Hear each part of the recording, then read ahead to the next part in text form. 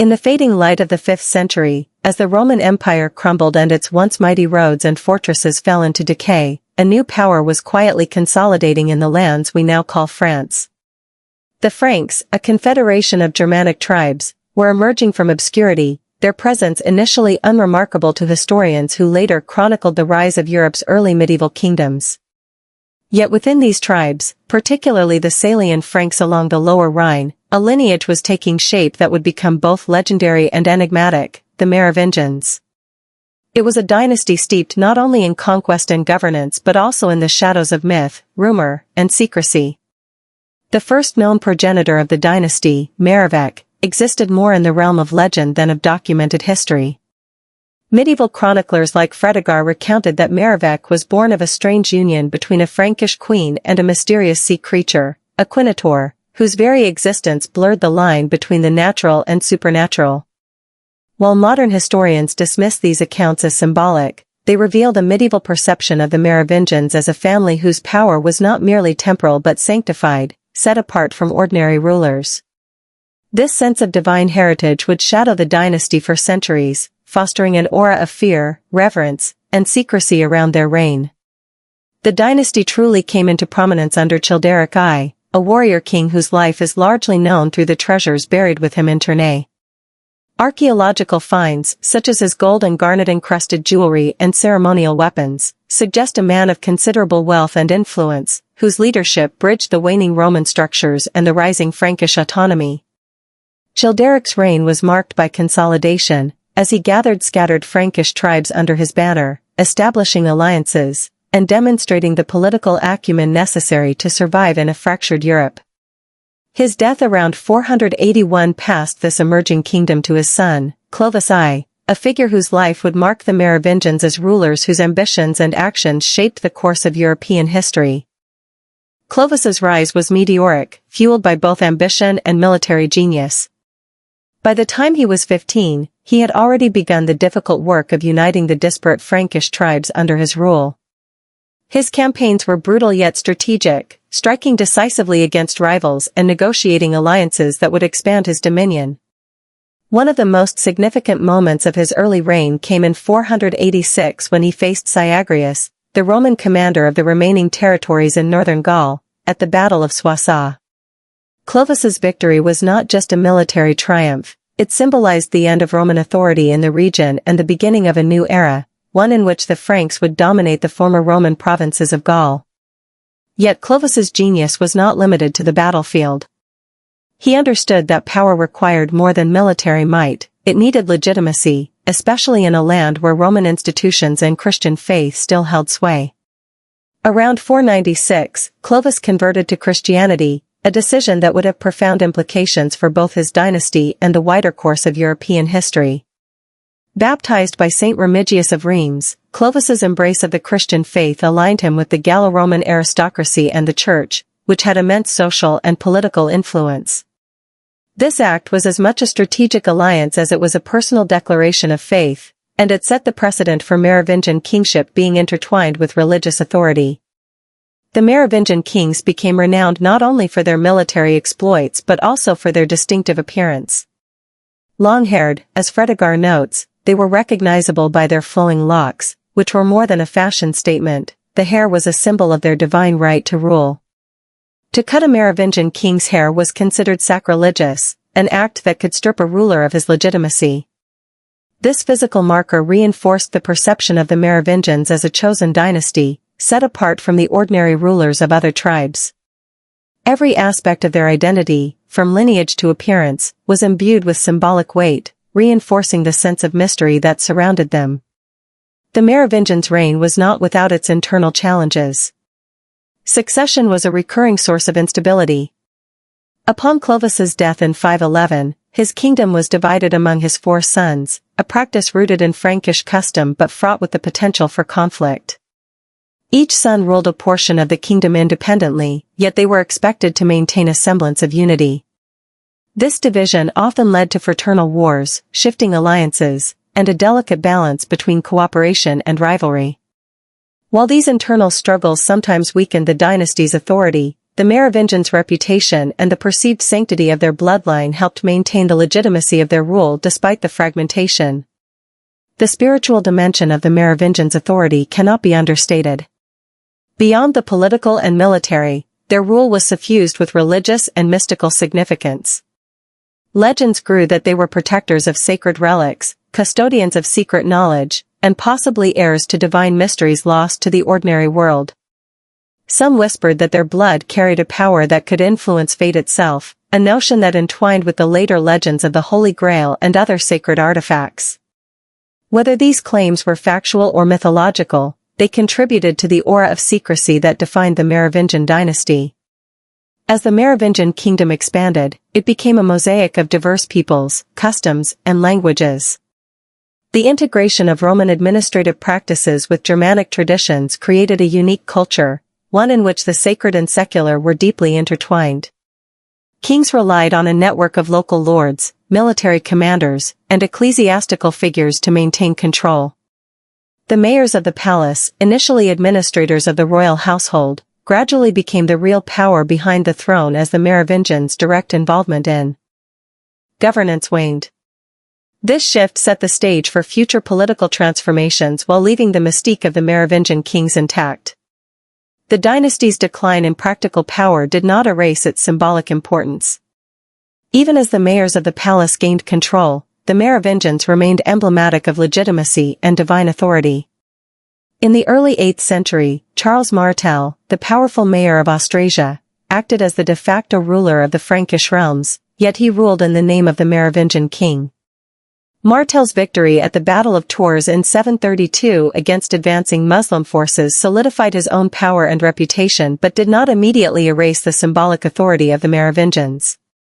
They were no longer the dominant force politically, but the legend of their sacred bloodline endured, a ghostly presence influencing events from the shadows. The Merovingians' enigmatic status continued even after the Carolingians formally replaced them.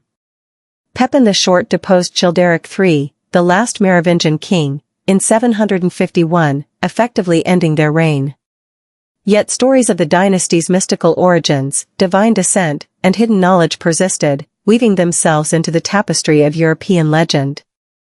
Chroniclers, clerics, and later historians speculated endlessly about their connection to sacred bloodlines and hidden relics, ensuring that the Merovingians remained a subject of fascination long after their political relevance faded. The intrigue surrounding the Merovingians extended beyond mere speculation about ancestry. Some narratives suggested they were privy to secret wisdom predating the rise of Christianity in Europe, knowledge of spiritual and cosmic significance. Tales of hidden libraries, coded manuscripts, and rituals carried out by the Merovingians circulated among those daring enough to seek forbidden truths. Whether true or invented, these stories painted the dynasty not merely as rulers but as guardians of a hidden heritage, a secret lineage whose impact rippled quietly beneath the surface of European history. By the twilight of their influence, the Merovingians had become figures suspended between history and legend. Their reign, stretching from the 5th to the 8th century, was marked by both remarkable achievements and enduring mysteries. They transformed the Frankish tribes into a centralized kingdom, aligned with the Christian Church, and laid foundations that would shape medieval Europe. Yet the allure of their secretive nature, their purported divine bloodline, and the myths surrounding their origins ensured that they were remembered not only for their tangible accomplishments but also for the intangible aura of power and mystery that seemed to follow them across the centuries. In modern times, the Merovingians continue to captivate historians, writers, and conspiracy theorists alike. Theories connecting them to sacred relics, secret societies, and even the notion of a Christ-descended bloodline persist in popular culture, novels, and documentaries. Their story is a reminder that history is rarely just a record of facts, it is also a narrative shaped by myth, memory, and the human desire to understand the extraordinary.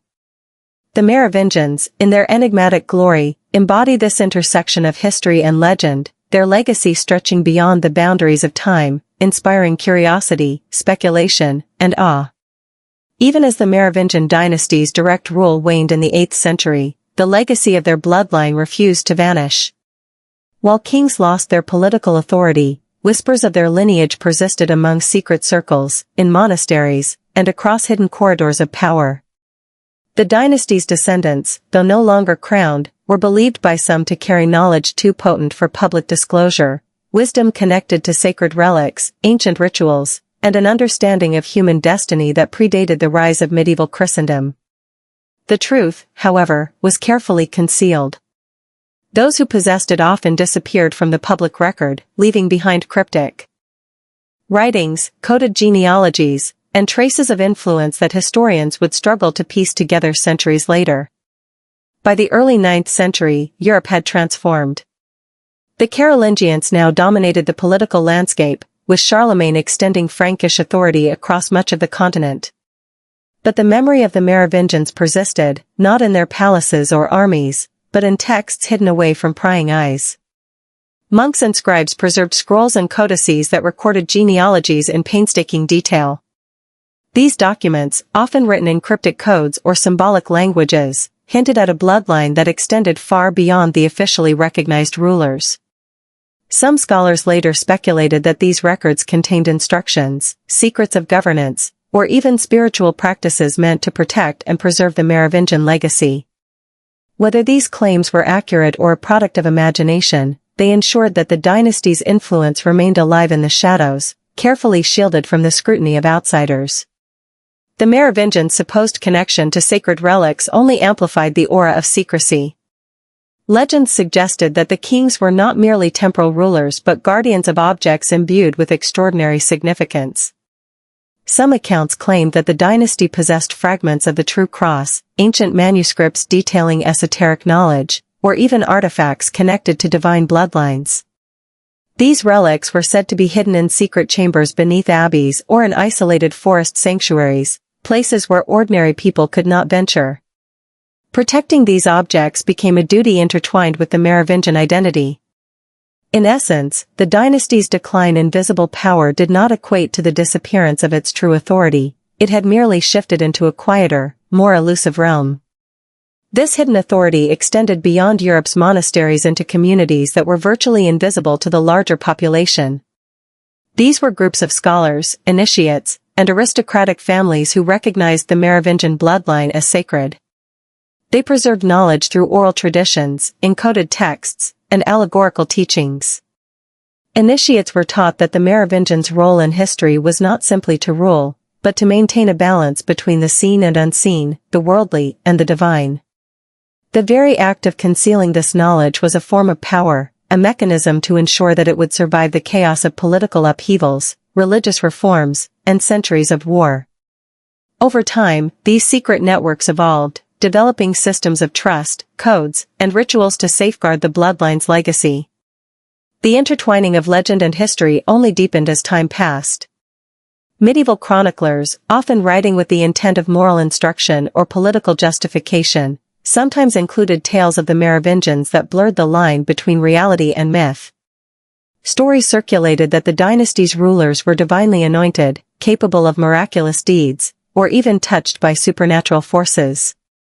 Some claimed that their long hair was more than a symbol of nobility, it represented a spiritual conduit, a channel through which divine power flowed.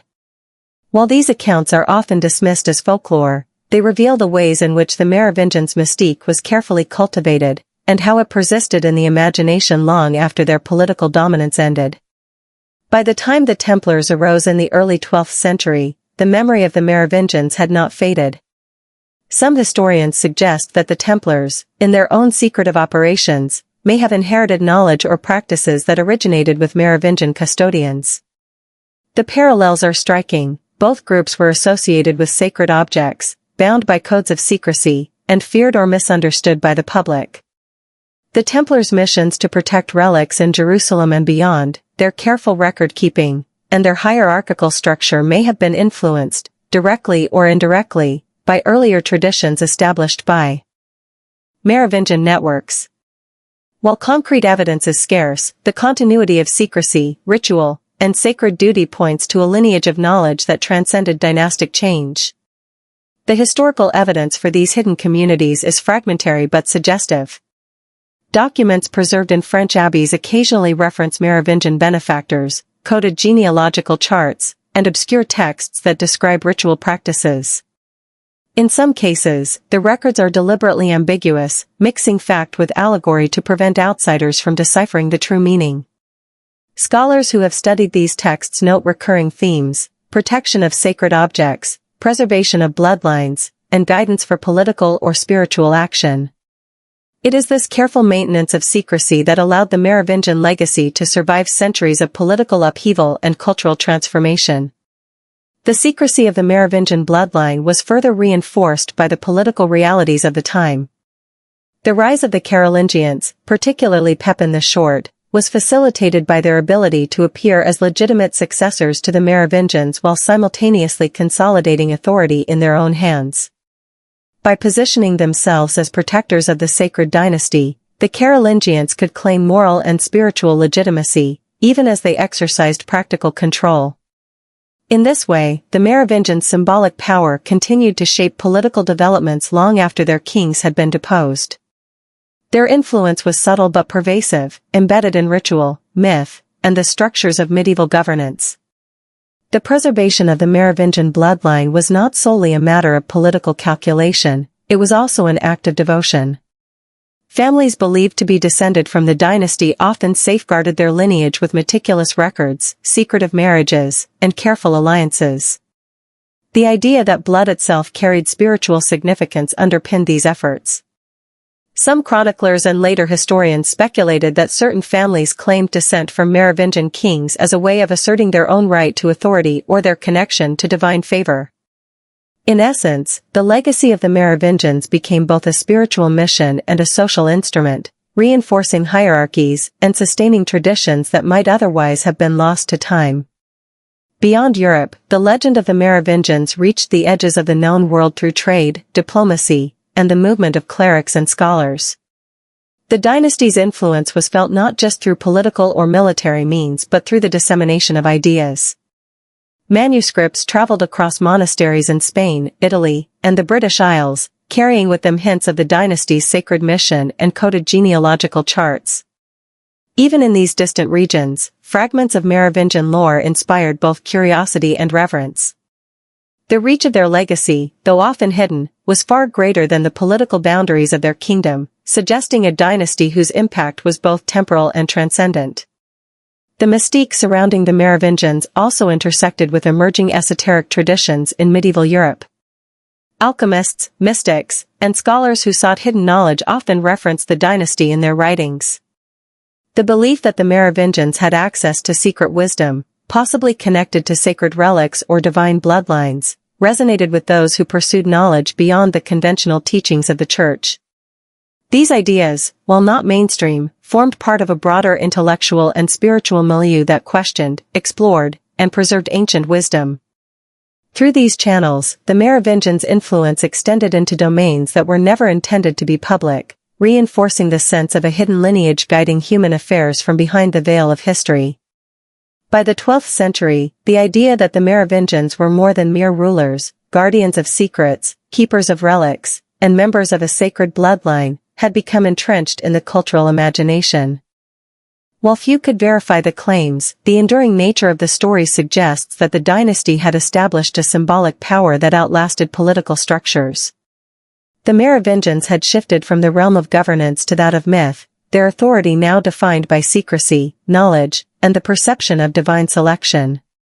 Even as new powers arose, the shadow of the Merovingians lingered, shaping events, inspiring legends, and ensuring that their story would never be entirely forgotten. The preservation of the bloodline and its secrets was not without danger. Rival claimants, ambitious nobles, and inquisitive clergy often posed threats to those who carried the Merovingian legacy. Families were forced to adopt elaborate strategies to protect themselves and the knowledge they preserved.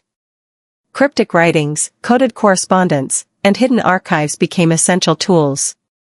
Some communities retreated to remote monasteries, forests, or fortified estates, ensuring that the continuity of the bloodline and its sacred duties could survive periods of war, conquest, and religious upheaval. In essence, secrecy was both a shield and a weapon, enabling the Merovingians' hidden power to endure across centuries of uncertainty. Ultimately, the story of the Merovingian bloodline in the centuries following their political decline is a testament to the enduring power of ideas, symbols, and myths. The dynasty's visible rule may have ended, but the invisible legacy of knowledge, sacred lineage, and secret guardianship persisted. Their influence shaped not only the institutions and politics of medieval Europe but also the imagination of generations, inspiring theories, stories, and beliefs that continue to captivate the modern mind. The Merovingians, though hidden from the pages of official history, remained ever present, a shadowy force guiding the currents of European destiny from the quiet corners of monasteries and secret archives. By the time the 12th century dawned, Europe was a continent in transformation. The memory of the Merovingians had shifted from tangible rule to whispered legend, their bloodline shrouded in mystery and rumor. Yet these whispers were far from inconsequential. In the shadowy corridors of monasteries, among learned clerics and secretive families, the legacy of the Merovingians persisted as a hidden current of influence. It was within this environment that the Knights Templar arose, a militant order with a sacred mission, whose existence would forever be intertwined with questions of relics, secret knowledge, and the protection of sacred legacies.